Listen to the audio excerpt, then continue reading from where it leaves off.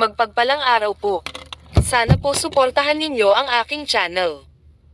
Para po sa mga donation eto GCash number 092984676699. Para makapag-unlock pa tayo ng mga kabanata. Kabanata 1041 at Kabanata 1045. Kinoronohang nagmula sa ilalim ng lupa. Kabanata 1041. Nang makita niya ang tatlong Heaven's Edge pointing heart swords, hindi maiwasan ni Lides ang manginig. Hinigpitan ni Lenny ang hawak sa hawakan ng kanyang sable. Habang nasa kamay ang tatlong Heaven's Edge pointing heart swords, nangangahulugan iyon na ang kabilang partido ay malamang na nakapatay ng hindi bababa sa 2 tao. Hindi pa nagtagal mula nang makapasok sila sa Great Demon Palace, ngunit nakapatay siya ng 2 tao. Nangangahulugan ito na tiyak na hindi siya mahina.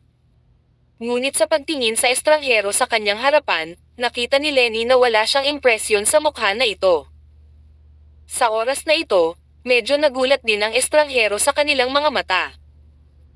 Nagkataon lang na makilala ang dalawang magkapatid na ito, naisip ni Caspian. Gayunpaman, nanatiling kalmado ang kanyang mukha. Kung tutusin, may suot siyang mukha na hindi pa nakikita. Ang yaman na pinakamalapit sa iyo ay ang mga bulaklak sa harap mo. Tanong ni Caspian sa kanyang puso. Kainin mo, at bumawi. Ito ay ang Blood Crown Devils. Sa ibang lugar, bihira sila. Ito ba ang pangitain ng Blood Crown Devils? Nagningning ang mga mata ni Caspian. Nakita ni Caspian ang pagpapakilala ng bulaklak na ito sa mga sinaunang aklat. Alam niya na ang lugar kung saan lumaki ang Blood Crown Devils ay dapat na puno ng sakuna, kaguluhan, dugo, at sama ng loob. Ito ay isang ipinagbabawal na lugar para sa buhay.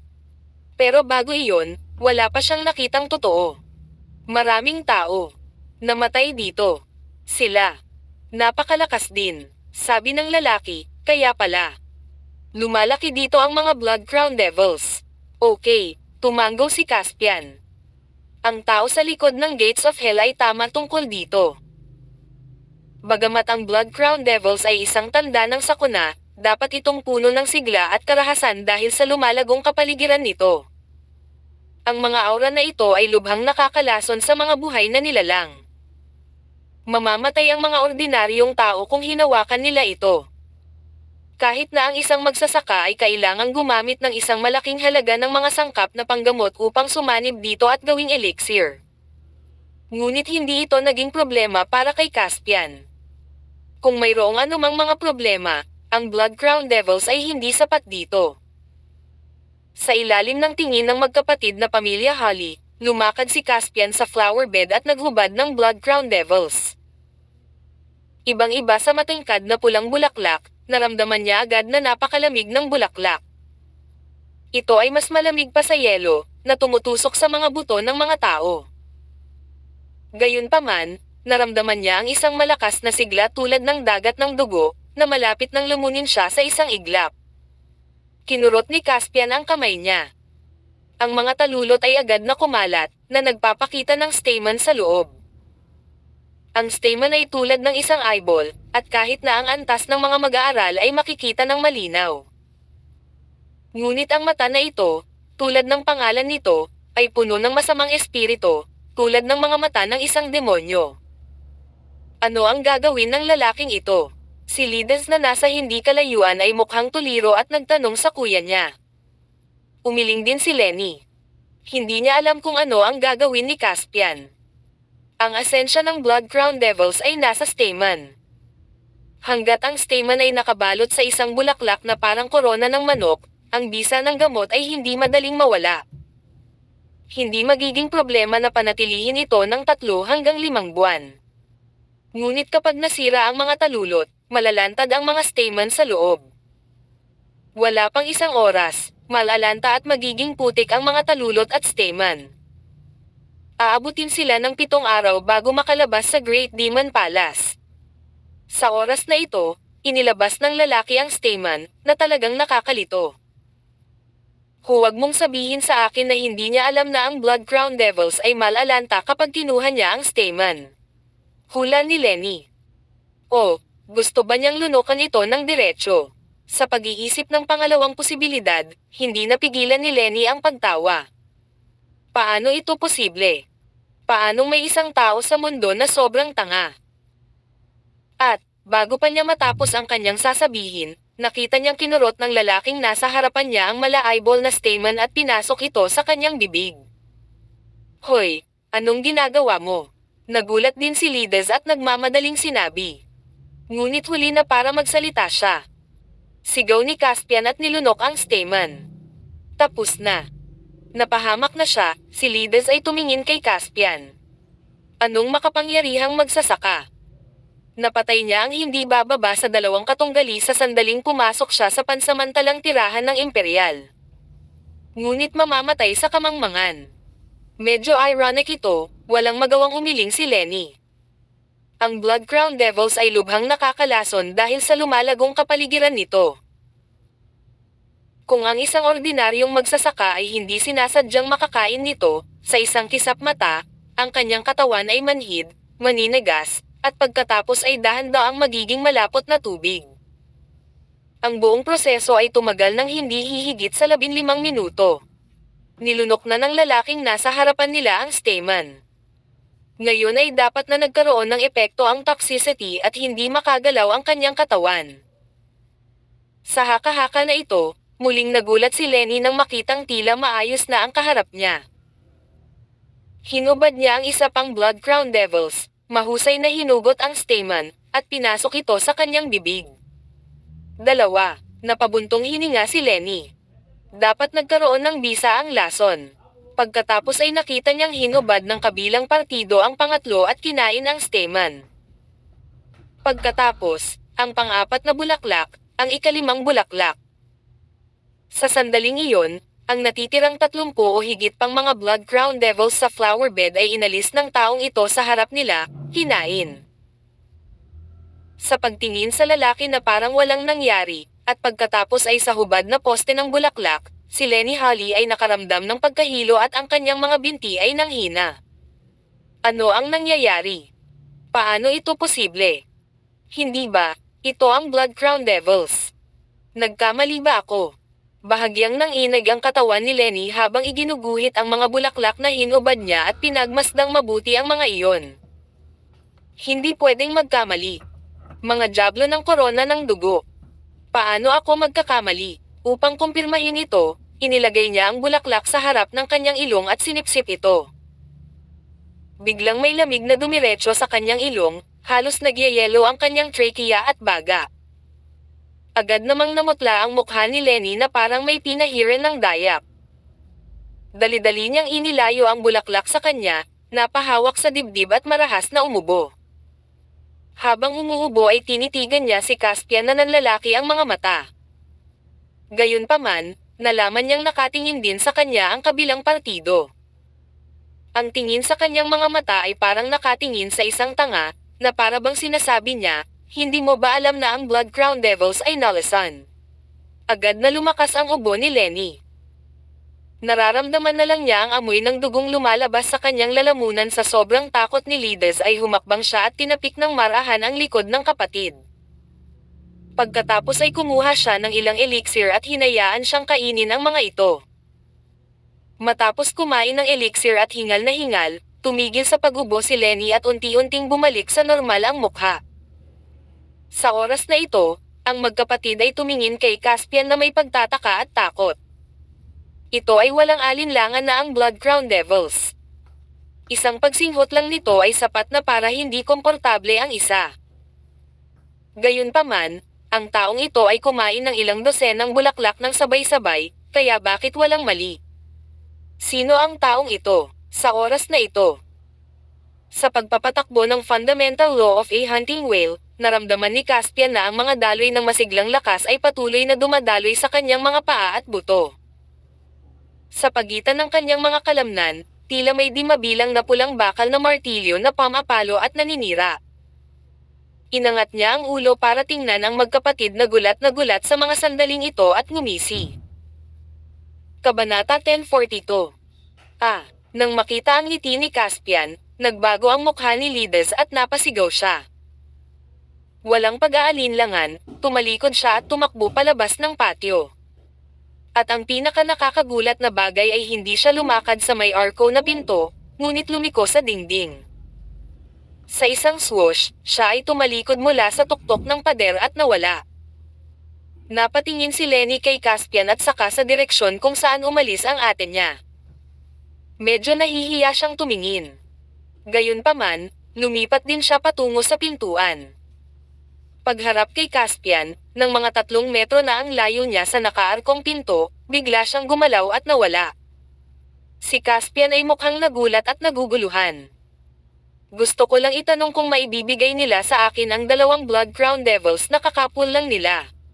Medyo nawala ng magawa si Caspian. Sa oras na ito, naramdaman na niya na ang Q1 at dugo sa kanyang katawan ay halos hindi makontrol tulad ng sandali bago ang pagsabog ng bulkan. Dahil sinusubukan niyang pigilan ang salpok na ito, medyo mabagal siya kaysa sa karaniwan ng magsalita siya ngayon. Gayunpaman, hindi niya inaasahan na ang magkapatid ay makakatakas ng mas mabilis kaysa sa isang kuneho.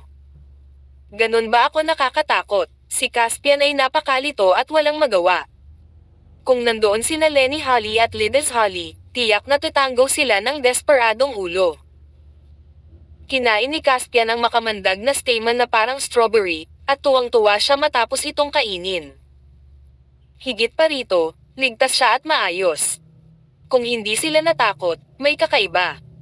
Kalimutan mo na, umiling si Caspian. Sa sandaling ito, naramdaman niya na ang chi at dugo sa kanyang katawan ay patuloy na nag-iipon. Tila hindi na niya ito kayang pigilan. Kaya dali-dali siyang lumabas, diretsong sinira ang kahoy na pinto ng maliit na silid sa tabi niya, at pumasok. May mga mesa at upuan sa maliit na silid, na mukhang napakaganda. Gayunpaman, alam niya na ang lahat ng ito ay mga ilusyon na nagmula sa hanay ng pantasya, kaya wala siyang pakialam.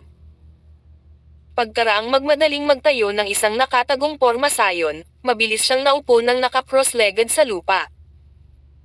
Ang mga stamens na katatapos lang lumunok ay naging sigla na ngayon ng fundamental law of a hunting whale, na mabilis na umaagos sa kanyang katawan. Gusto niyang samantalahin ang panahong ito para mabilis na maabsorb ang lahat ng iyon. Di nagtagal, pumasok si Caspian sa estado ng paglilinang. Sa paglipas ng panahon, isang singsing ng dugo ang lumitaw sa gitna ng kanyang katawan. Ang singsing ng dugo ay nakalimbag sa lupa, at ang kulay nito ay unti-unting nagdilim. Makalipas ang 1 oras, dahan-dahang tumaas ang singsing ng dugo mula sa lupa at lumutang pataas at pababa. Sa sandaling ito, ang kanyang paghinga ay narinig din ang tunog ng mga tambol ng digmaan. Kung nasa malapit lang ang mga hindi nakakaalam ng katotohanan, malamang iisipin nila na may hukbo dito. Ang mga alon ng malakas na aura ay kumalat din mula sa Caspian. Maririnig ang mga kaluskos mula sa paligid. Ang mga bitik na kasing manipis ng buhok ay nagsimulang kumalat sa lahat ng direksyon mula sa ilalim ng Caspian. Nagsimulang manginig at pumutok ang mga mesa at upuan sa paligid. Biglang bumukas ang bibig ni Caspian at bumantong hininga. Hong! Para bang sumabog sa kawalan ang isang tugatog ng bakal na bundok. Ang hindi nakikitang epekto ay kumalat sa lahat ng direksyon tulad ng mga gumugulong na alon. Ang lahat ng kasangkapan at teritoryo sa silid ay sumabog sa isang iglap. Sa unang tingin, ito ay isang magulong-gulo. Parang nabaluktot ang kawalan. Sa chaos, ang isang singsing ng dugo ay partikular na kapansin-pansin. Saglit itong umikot sa paligid niya, tapos biglang nanlumo at pumasok sa katawan niya ng may halong hiya. Nagmulat din ng mata si Caspian. Naging mahaba ang kanyang paghinga. Sa sandaling ito, ang momentum ng buong tao ay hindi mailalarawan bilang isang partikular na bagay. Kung pipilitin niyang magsalita, para bang daan-daang taon ng kasaysayan ang lumitaw sa katotohanan sa sandaling ito. Ito ay hindi isang tiyak na tao o bagay na maaaring makita, ngunit isang pakiramdam. Mabigat ang kasaysayan. Sa madaling salita, ang momentum ni Caspian ay naging napakalakas. Gayunpaman, Huminga siya ng malalim at agad na pinigilan ang kanyang nakakakilabot na momentum. Bigla na naman siyang uminit. Ang momentum na sapat na malakas upang durugan ang mga kaluluwa ng mga tao ay biglang naglaho. Espiritual na pakiramdam. Naging mas malakas. Mula sa likod ng pintuan ng impyerno nanggaling ang boses. Hindi ko inaasahan, isa kang body refiner. Ang katawan ng isang body refiner ay isang sandata na malayang gumagalaw sa landas tungo sa kawalang kamatayan.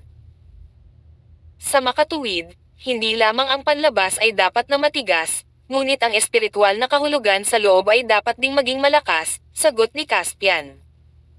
Ngayon lang din niya naintindihan ang prinsipyong ito. Bakit mas malakas ang kanyang espiritual na pakiramdam kaysa sa kanyang mga kasamahan? Ang pinakamahalagang dahilan ay noong una siyang tumuntong sa landas tungo sa kawalang kamatayan, umasa siya sa tore ng buhay na iniwan ng kanyang ina. Noong una, ang pundasyong inilatag niya ay pag-aari ng body refiner. Ha, ito talaga, hindi ko inaasahan, anyway, hindi mo makukuha ang katawan ko. Ngumuso si Caspian. Sinabi mo na, mali ang pagkakaintindi ng iba, ano ba ang hindi maintindihan? Ikaw ang nag-iimbot sa katawan ko, masungit na sabi ni Caspian.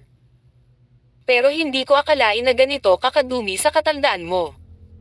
Pero dahil sobrang pagnanasa mo sa katawan ko, hahayaan kitang makakita ulit ng exciting. Ano yon? Ngumiti si Caspian at nagtaas ng braso. Biglang umikot ang kanyang sigla. Sa isang kisap mata, ang kanyang makatarungang braso ay namutla na may malabong berdeng kulay. Sa isang iglap, ang kanyang balat ay tila naging isang layer ng bronze armor. Naglabas siya ng isang maikling kutsilyo sa matalas na antas ng armas at hinawakan ito sa kanyang braso. Biglang may isang malutong na kalabog. Ginamit niya ang maikling kutsilyo para hiwain muli ang kanyang braso. Sizzle!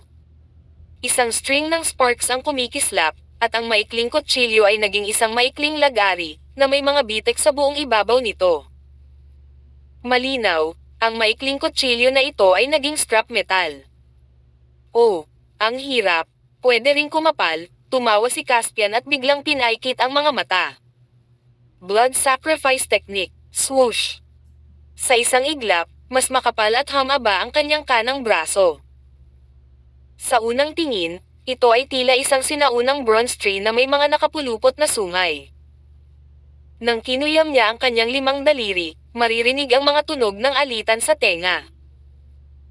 Kahit na sa sandaling ito, makikita ng mga tao na ang blood sacrifice technique ni Caspian ay higit sa isang antas na mas mataas kaysa dati. Maaari ding maging mainit, naikuyom ni Caspian ang kanyang kamao. Ang makadyos na daliri ng Kruor. Swoosh! Nagbago din ang mahika na na-activate ng lakas. Dati, ang mga bahid ng kumukulong dugo ay lumabas, na naghahalo sa isang nakakatakot na lambat upang patayin ang kalaban. Ngayon, ang mainit na dugo ay nakadikit sa braso ni Caspian. Habang gumagalaw ang kanyang braso, tila nag-aapoy ang dugo at naging apoy. Ang hangin sa paligid ay umikot at lumundag sa sandaling ito, parang gintong ahas na mabangis na sumasayaw. Ha! Ang paraan ng pagpino ng iyong katawan. Napaka-espesyal. Ang promosyon na hatid sa iyo ng Blood Crown Devils ay mas malaki kaysa sa inaakala ko. Oo naman. Ito ay naging mas makapal. Mas malaki.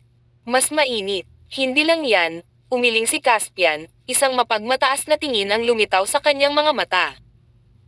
Ano pa?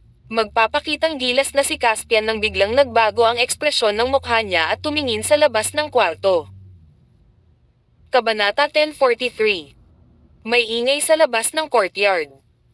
Sa paghusga sa tunog, dapat ay higit sa isang tao ang darating. Bahagyang naningkit ang mga mata ni Caspian. Hindi siya sigurado kung ang ginawa niya ay nakaakit ng ibang mga magsasaka. Pagkatapos ng lahat, nag-set up siya ng isang porma sayon upang ihiwalay ang tunog. Ngunit hindi niya inaasahan na magiging ganito kalaki ang kaguluhan, na hindi niya naiisip. Gayunpaman, kahit na may nakarinig sa ingay at dumating na may masamang intensyon, wala siyang dapat ikatakot.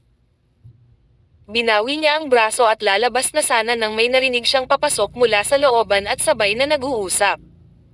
Senior brother, mali ba ang narinig mo ngayon? Boses iyon ng babae. Si Caspian ay hindi nagmamadaling lumabas, ngunit tumingin sa labas ng bintana, isang lalaki at isang babae ang pumasok sa looban. Mukhang nasa 20s ang mag-asawa. Ang babaeng magsasaka na katatapos lang magsalita ay may hugis itlog na mukha at itim na buhok na nakalaylay. Siya ay tumingin bukod tangi. Tila may mga alon na umaagos sa kanyang mga mata, na nagbibigay sa mga tao ng nakakaawang pakiramdam. Ang lalaking magsasaka ay may makapal na kilay at malalaking mata, mukhang seryosong seryoso. Lumakad sa harapan ang lalaking magsasaka at maingat na tumingin sa paligid. Ngayon ko lang narinig ang dagandong dito. Mas mabuting mag-ingat, nang ang lalaking magsasaka ay lilinggan na upang tingnan ang sirang kahoy na pinto. Biglang itinuro ng babaeng magsasaka ang isang malaking puno sa bakuran at sinabing, Kuya, tingnan mo ang maliliit na puting bulaklak sa punong ito. Maaari ka bang pumili ng ilan para sa akin? Agad na napalingon ang lalaking magsasaka at hindi nakita ang kahoy na pinto na binasag ni Caspian. Isang makahulugang tingin ang lumitaw sa mga mata ni Caspian. Matapos huminto saglit sa babaeng magsasaka, tumingin siya sa malaking puno na may maliliit na puting bulaklak. Nang pumasok si Caspian sa looban, nakita niya ang malaking puno, na 70 o 80 talampakan sa likod ng flower bed. Ang puno ng puno ay kasing kapal ng isang mangkok, at ang korona ng puno ay parang isang malaking palayok. Ngunit ang pinakakapansin-pansin ay ang mga puting bulaklak na tumutubo sa mga sanga. Ang bawat isa sa mga puting bulaklak ay halos kasing laki ng kuko ng isang tao. Sila ay siksikan. Sa unang tingin, malamang na 5 o 600 sila. Ang maliliit na puting bulaklak na ito ay pinagsama-sama, na naging dahilan upang maging maganda ang kanilang kalooban. Nakatingin sa kakaibang puno na may puting bulaklak, ikiling ni Caspian ang kanyang ulo. Itong lalaking makapal ang kilay at malalaking mata ay halatang interesado sa kanyang puro junior sister. May hiniling ang kabilang partido kaya nakalimutan niya agad ang pakay niya sa pagpunta sa maliit na looban.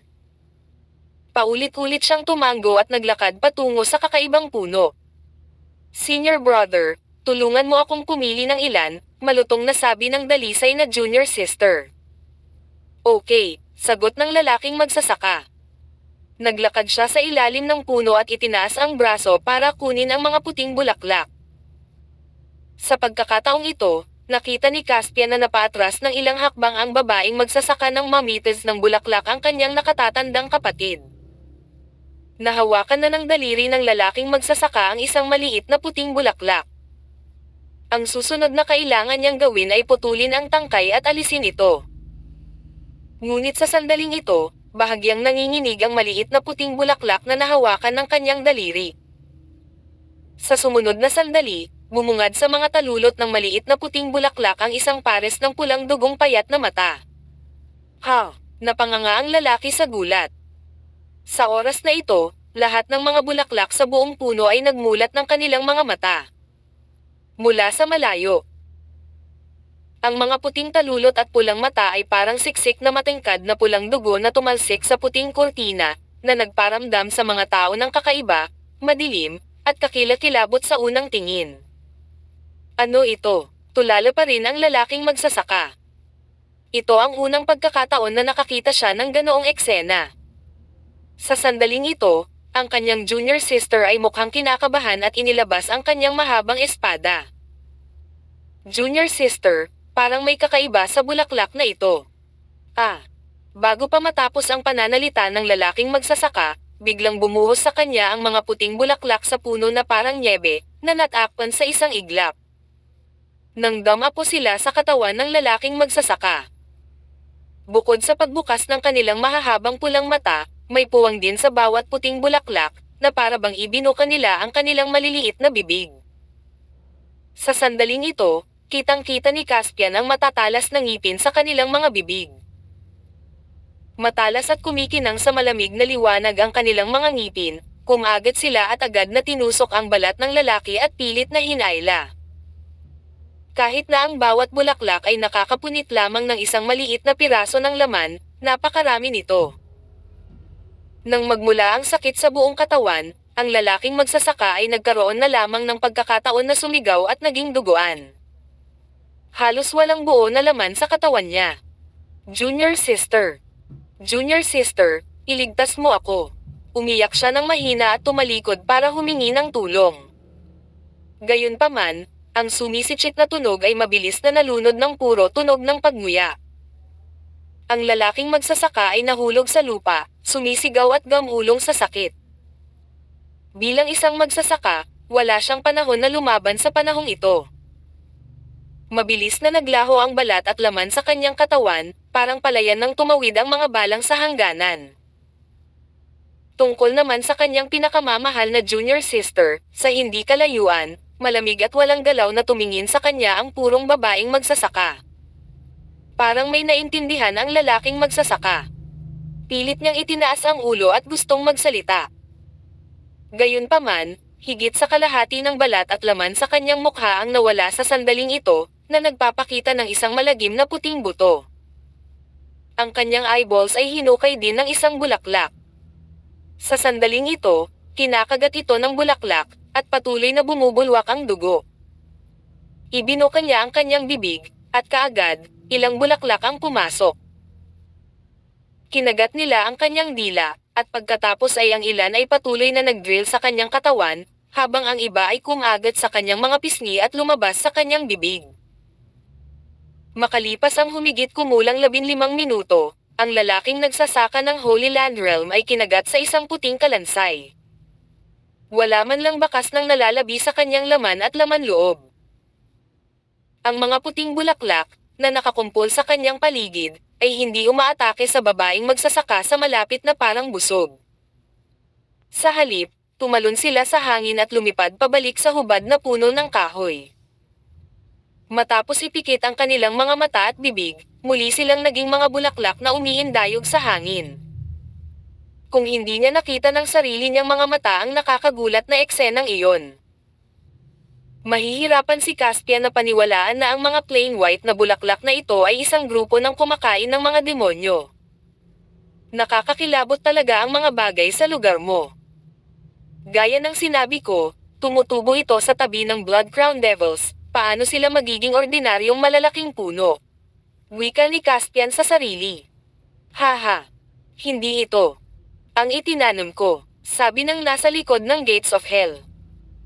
Sa oras na ito, nakita ni Caspian na ang babaeng magsasaka, na mukhang kaawa-awa noong nakaraan, ay nagbago ng kanyang mukha. Sa malamig na ekspresyon, lumakad siya ng ilang hakbang at tumayo sa harap ng puting buto. Nakabaluktot pa rin ang puting buto nang magpumiglas ito. Nabuksan din ang mga buto sa itaas na panga. At ang maitim niyang mga mata ay nasa direksyon pa rin ng babaeng magsasaka, na para bang sinasabi nito sa kanya ang kanyang ayaw at hinanakit bago siya mamatay. Kabanata 1044. Senior Kuya, mabuti kang tao.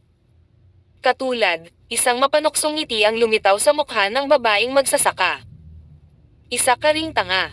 Pagkatapos nito, itinaas niya ang mahabang espada sa kanyang kamay, at nahati sa dalawa ang ayaw na bungo. Sa isang pagbagsak, nahulog ito sa lupa.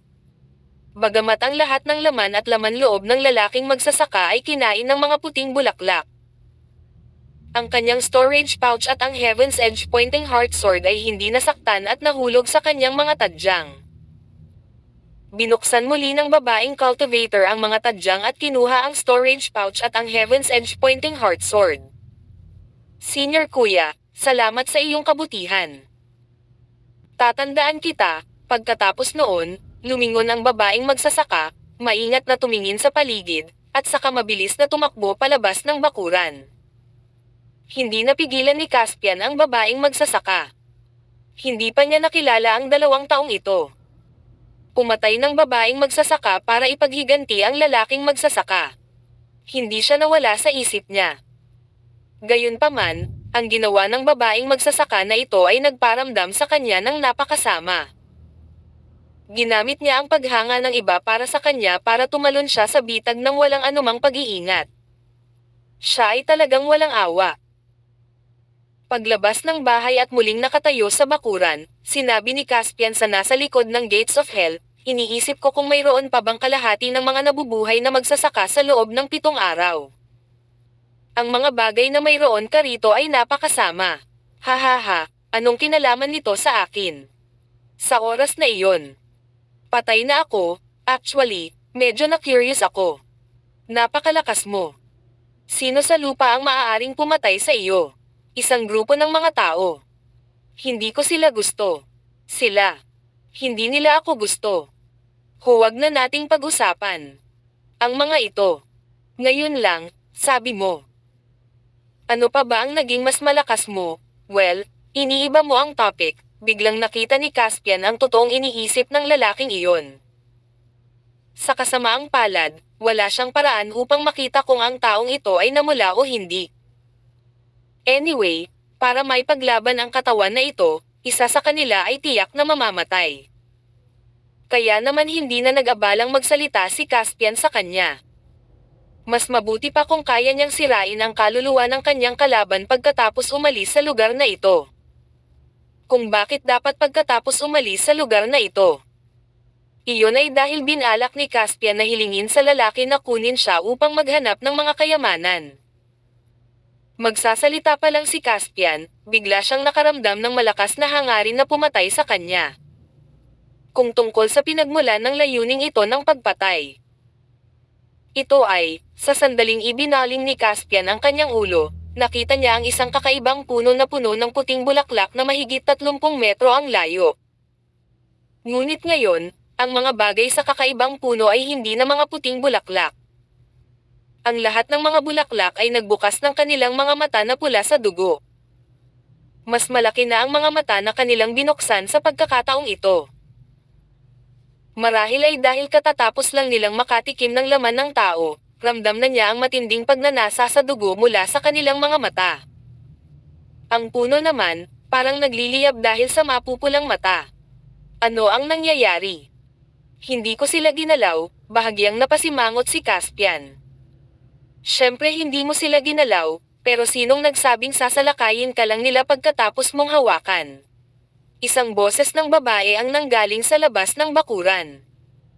Lumingon si Caspian at nakitang bumabalik ang babaeng magsasaka.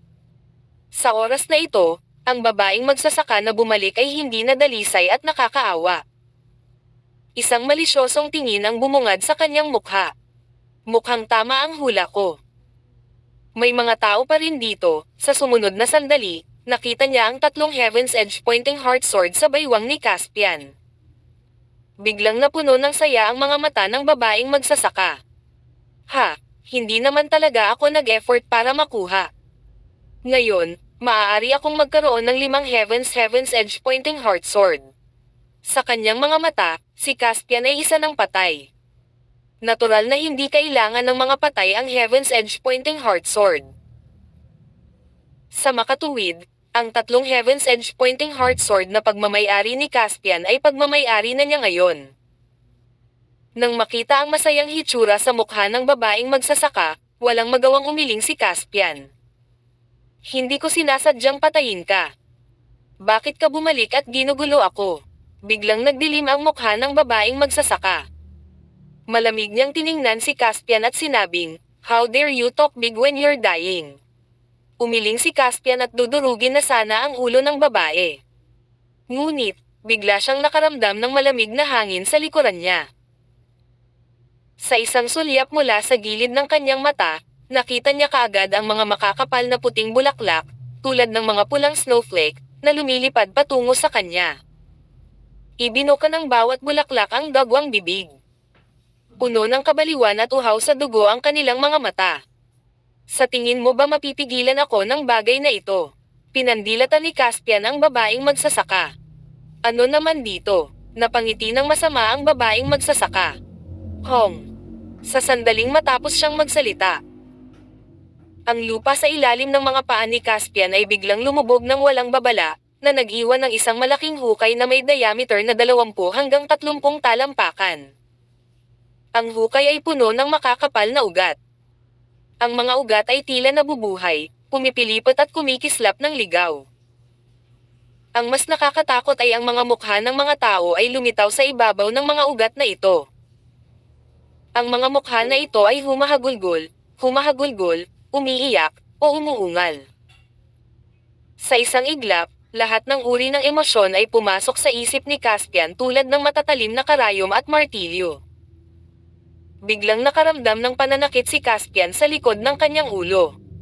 Spiritual sense attack. Nagtataka man ay agad na bumalot sa mga ugat ang katawan ni Caspian. Sa sandaling ito, mas maraming ugat ang lumalangit-ngit, tulad ng mga kasuklam-suklam na galami na nakapulupot sa leeg, braso, katawan, at binti. Ang mga mukha na iyon ay pilipit ding pilipit sa mga oras na ito, na para bang nagpupumilit na makaalis sa mga ugat. Panay ang itingal nila kay Caspian. Ibinuka pa nila ang kanilang mga bibig, lumabas ang hindi pantay na bulok ng ngipin, at kumagad sa katawan ni Caspian. Ang gumuhong lupa ay patuloy na kumalat sa paligid. Ang mga puting bulaklak, na nakalabas ang matatalas na ngipin, ay sinamantala ang pagkakataong ito para sunggaban si Caspian at takpan siya.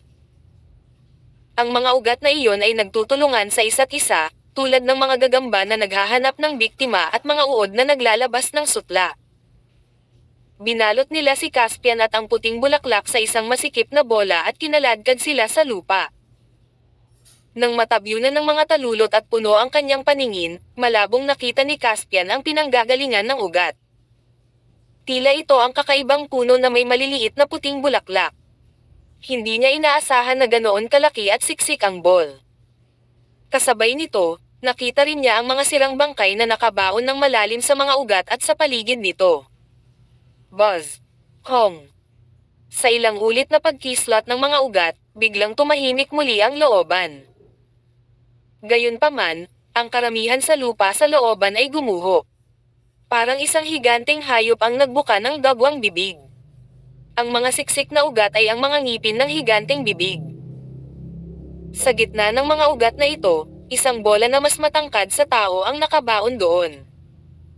Ang bolang ito ay nasagasaan ng mga ugat. Ito ang kabaong na inihanda ko para sa iyo. Tumingin ang babaeng magsasaka sa bola at nginisyan. Ikinumpas niya ang kanyang kamay. Biglang lumangoy ang isang ugat na parang maliit na ahas at saka tumayo ng tuwid. Huminto ito sa baywang ng babaeng magsasaka. Gumalaw ang tuktok ng puno na parang sinusubukang pasayahin ang may-ari nito. Kabanata 10:45.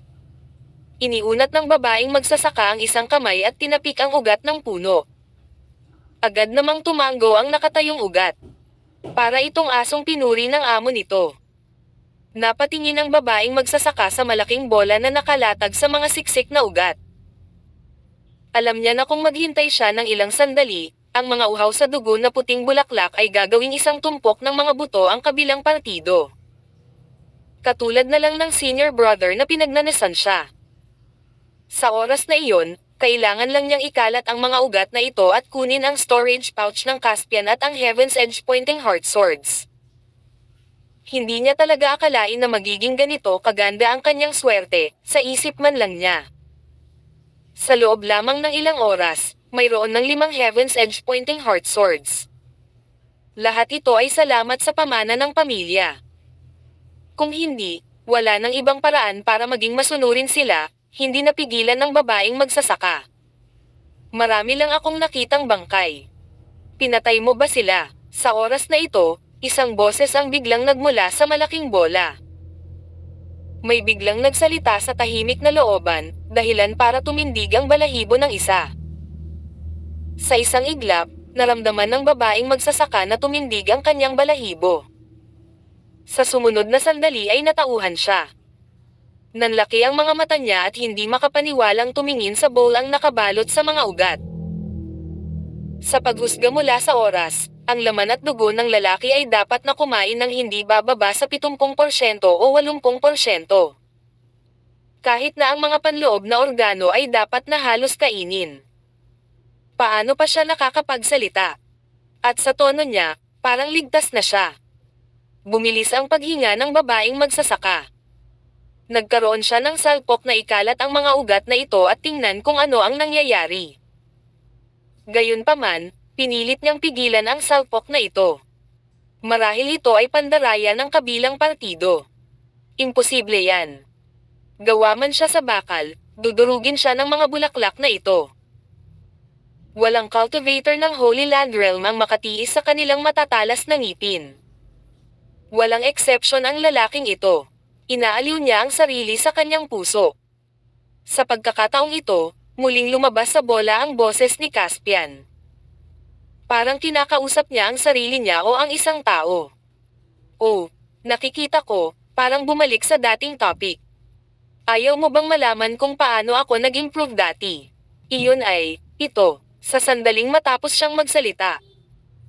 Isang dagandong ang biglang umalangaw-ngaw, parang kulog sa umiikot na madilim na ulap sa kalagitnaan ng tag-araw. Malakas na yumanig ang lupa. Tila may isang alon ng enerhiya na kumakalat sa kawalan. Bumilis ang tibok ng puso ng babaeng magsasaka, at namutla ang kanyang mukha. Naramdaman na lang niya na lahat ng chi at dugo sa kanyang katawan ay dumadaloy sa kanyang dibdib sa sandaling ito, na nagpapakita ng hindi maipaliwanag na kakulangan sa ginhawa. Sa sumunod na sandali, nagulat siya nang makitang ang mga makakapal na ugat sa hukay ay tila nakakita ng isang bagay na lubhang natakot sa sandaling ito. Sila ay lumiit na parang tides at napunta ng malalim sa lupa. Maging ang mga ugat sa paligid ng nakabuhol na higanteng bola ay umatras ng napakabilis. Oh, natatakot ka na ba ngayon? Dumating na naman ang boses ni Caspian. Sa susunod na sandali, tulad ng pagpunit ng isang piraso ng damong papel, pinunit ni Caspian ang mga ugat sa kanyang harapan. Ang mga mukha sa mga ugat ay napunit bago sila lumiit, napaungol sila sa sakit. Samantala, kinilabutan naman ang babaeng magsasaka nang makitang nawala ang maliliit na puting bulaklak na iyon na dapat ay dumaikit sa katawan ni Caspian at ngumunguya sa kanyang laman. Wala man lang puting marka sa katawan ni Caspian, pati sugat. Ano, nasaan ang mga bulaklak na iyon? Nanginginig ang babaeng magsasaka at hindi malay na nagtanong. Kumain na ako sa kanila. Naniniwala ka ba? Tanong ni Caspian. At the same time, nakipagtulungan din siya at naglabas ng ngipin. Ako. Hindi ako naniniwala. Napaatras ang babaeng magsasaka habang nagsasalita. Hindi siya tanga, kaya ngayon ay nakikita niyang nataman niya ang bakal na plato. Ang cultivator sa kanyang harapan, sa hindi malamang dahilan, ay ligtas at maayos sa ilalim ng kanyang mahika. Kinilabutan siya ng aura ng kanyang kalaban. She even had a feeling na kung hindi siya tatakbo, hindi siya makakatakas. Gusto mo umalis? Nakangiting tumingin sa kanya si Caspian. Ngayon mo lang ako tinatrato ng ganyan. Ngayon kung wala kang babayaran at umalis, medyo hindi makatwiran. Ang babaeng magsasaka ay natigilan noong una, ngunit pagkatapos ay tila may naintindihan siya. Huminga siya ng malalim at ibinaba ang ulo. Maya-maya, nang muli siyang tumangala. Ang mukha niya ay puno na ng dalisay at nakakaantig na ekspresyon nang una siyang makita ni Caspian. At bahagyang nagsalubong ang mga kilay, at ang tubig sa kanyang mga mata ay umaalon-alon, na mas lalong naging maislan. Senior brother, ako, wala pa akong karanasan, pagkasabi niya nito ay namula ang mukha ng babaeng magsasaka. Kinagat niya ang ibabang labi at nahihiyang ibinaba ang kilay. Kung makikita ng isang ordinaryong lalaking magsasaka ang kanyang kaakit-akit na anyo, walang sino man ang makokontrol ito. Sisihin pa nga ng ilan ang kanilang mga sarili sa pagiging bastos sa harap ng isang dalisay at kaibig-ibig na dilag. At alam din ng babaeng magsasaka na ito na walang sino man ang nakalaban sa kanyang magiliw na pag-atake. Siguradong walang exception ang kaharap niya, tumawa pa siya ng may pagmamalaki sa kanyang puso. Oh, wala ka bang karanasan? Nang marinig ang tanong ni Caspian, lalong tumawa ang babaeng magsasaka. Yung mga lalaking mabaho ay pareho. Pagkakita nila sa poster ko, gusto na nilang habarin ang damit ko. Gusto kong pagsisihan mo ang iyong mga aksyon habang buhay. Nagmumura na siya sa kanyang puso, ngunit mukhang nakakaawa pa rin ang babaeng magsasaka. Well, senior brother, maawa ka sa akin. Itinaas niya ang kanyang ulo at tumingin kay Caspian gamit ang kanyang mga mata na puno ng tubig. Gayunpaman, nakita niya si Caspian na hinawakan ang puno ng kakaibang puno. Ang puno ay tila buhay, nanginginig sa mga kamay ni Caspian. Sumilay ang gulat sa mga mata ng babaeng magsasaka. Dahil baguhan ka pa lang, bakit mo hinayaang kumakalat sa akin ang bagay na ito ng napakahusay? Ngumiti si Caspian, at sa pagkakataong ito, ngumiti lang siya, ngunit puno ng lamig ang mga mata. Naramdaman agad ng babaeng magsasaka ang panganib at dumilim ang mukha. Nawala na ang dati niyang maislan at nakakaawang posture. Ang lamig ng mukha niya, at ang lamig ng mga mata niya. Mabilis siyang umatras, at kasabay nito, hawak niya ang isang mahabang itim na latigo sa kanyang kamay at marahas na hamampes sa hangin. Buzz! Matapos ang sunod-sunod na pagsabog, biglang naramdaman ni Caspian na tila tinutukan ng napakalaking puwersa ang kakaibang puno sa kanyang kamay. Hindi ito natatakot sa kamatayan at humarap sa kanya. Ang mga ugat na lumiit sa lupa ay parang grupo ng mga baliw na ahas na lumalabas sa lupa sa sandaling ito. Ang mga ito ay kasing talas ng makakapal na sibat na tumutusok sa Caspian. Tumayo si Caspian. Ang kanyang hitsura ay nagparamdam sa babaeng magsasaka na para siyang tulala. Gusto mo bang tusukin ang aking guardian deity body gamit ang mga kakahuyan na ito? Sa palagay mo ba ang paraan ng Heavenly Star Sect ko ay hindi kasing ganda ng mga sirang pirasong kahoy na ito? Sa puntong ito, halatang galit si Caspian. Hindi pa siya gaanong nagalit kahit noong tinambangan siya ng babaeng magsasaka na ito. Maraming salamat po. God bless. I love mo mahal.